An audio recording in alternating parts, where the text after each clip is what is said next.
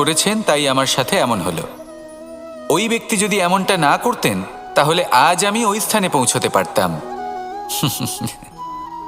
সবই আপনার দৃষ্টিভঙ্গির ওপর নির্ভরশীল, আর যদি আপনার দৃষ্টিভঙ্গি এমন হয় তাহলে তা অনুচিত। সত্যি কথা বলতে এই সংসারে ভিন্ন ভিন্ন ধরনের মানুষ আছে। এটা আপনার ওপর নির্ভর করছে কিভাবে তাদের স্বাগত জানাবেন। একবার ভাবুন, আমি আমার দুটো হাত সামনে নিয়ে এলাম, দুটো মুঠো খুলে দিলাম।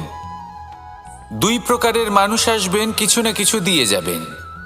এই মুঠো যদি আমি বন্ধ করে দিই তাহলে না কেউ আমাকে কিছু দিতে পারবে, না আমার কিছু যাবে আসবে।